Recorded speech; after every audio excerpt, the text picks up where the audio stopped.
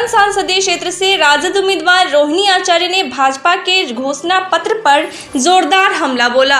अपने चुनावी अभियान में लगी रोहिणी आचार्य ने कहा कि भाजपा को पहले यह बताना चाहिए कि 2 करोड़ युवाओं को रोजगार देने का जो वादा किया गया था उसका क्या हुआ। उन्होंने कहा कि सभी के खातों में 15-15 लाख रुपया देने के बारे में जुमलेबाजी की गई थी। भाजपा ने अपने पुराने वादों को कभी भी पूरा नहीं किया। उन्होंने कहा कि भाजपा ने झांसा देने का दुकान खोल रखा है और जनता को झांसा देने में लगी है। लालू राबड़ी परिवार के खिलाफ केवल साजिश रची जा रही है। इस दौरान रोहिणी आचार्य ने सारण के भाजपा प्रत्याशी राजीव प्रताप रूढ़ी पर भी तंज किया और कहा कि वो तो बुजुर्ग हैं, उनका मुझे आशीर्वाद चाहिए। लेकिन जिस प्रकार वह हमारे पिता लालू प्रसाद से लड़ाई की बात कर रहे हैं तो इससे साफ हो गया है कि बीजेपी वाले केवल माइक्रोस्कोप लगाकर हमारे सही चीज़ों को भी गलत बताकर गाली देने और बदनाम करने का काम कर रहे हैं। हालांकि उनके ऐसा करने से कुछ नहीं होगा। हम लोग विकास और रोजगार की बात कर रहे हैं। उन्होंने अपनी बड़ी बहन के बयानों का भी बचाव किया और कहा हमारी बहन ने कुछ भी गलत नहीं कहा था, लेकिन उसे गोदी मीडिया ने गलत तरीके से दिखाकर बदनाम करने की कोशिश की। रोहिणी आचार्य ने कहा कि भाजपा के इशारे पर गोदी मीडिया काम कर रही है और यही कारण है कि उनके द्वारा केवल हम सबको बदनाम करने की कोशिश की जा रही है और ईडी और सीबीआई का डर दिखाने का प्रयास किया जा रहा है, लेकिन इससे हम लोग डरने वाले नहीं हैं। मोदी जी की गारंटी है, उस पर आपकी पहली प्रतिक्रिया?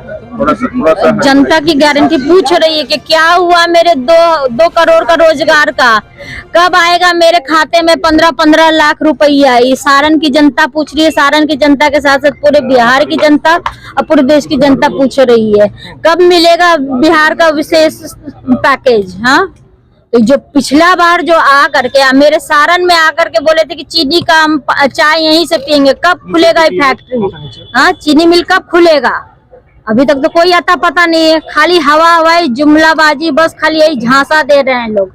10 साल से झांसा का दुकान खोल करके रखे हुए, फिर से वो पिटारा आज लाके खोल दिए हैं। तो पहले पुराना हिसाब कीजिए, उसके बाद से आगे का सवाल पूछिए। आपका मतलब राजीव प्रताप रूढ़ी जैसे कद्दावर या फिर मंझे हुए नेता से आपकी लड़ाई है? आप नई नवेली हैं? मेरी लड़ाई किसी से कुछ नहीं है, बस मुझे खाली आशीर्वाद चाहिए। वो मेरे बुजुर्ग हैं, उनसे आशीर्वाद चाहिए। और उन लोग को जो गाली देना गाली देते रहे, उनका काम ही है बहन बेटियों को गाली देना, बहन बेटियों को बदनाम करने का। वो डेली ढूंढ रहे, माइक्रोस्कोप लगाए हुए हैं, लगाने दीजिए। इस बार जनता उनका चश्मा उतार के फेंकेगी। वो कह रही है कि आपसे नहीं, हमको लालू से लड़ाई, आप तो बेटी है। हाँ, वही तो कह रहे हैं कि उनकी लड़ाई लालू यादव से है और लालू यादव और पूरा आरजेडी के वर्कर सब जनता की लड़ाई है बेरोजगारी से। बेरोजगारी हमारी मेन दुश्मन है, देश की मेन दुश्मन है बेरोजगारी। वो लड़ाई होना चाहिए, ना कि लालू यादव से लड़ाई के कारण ईडी सीबीआई इनकम टैक्स सबको लगाए हुए हैं, पीछे छोड़े हुए हैं। वो अपना लगाने दीजिए, करने दीजिए। हमारा काम है सबको रोजगार मुहैया कराना, सबको शिक्षित कराना, सबको हॉस्पिटल बढ़िया मुहैया कराना, सड़क बनवाना, पक्की सड़क, साफ पानी, साफ मतलब सब सुरक्षित करना। ये हमारी लड़ाई है। भारती के बयान से आप सहमत हैं?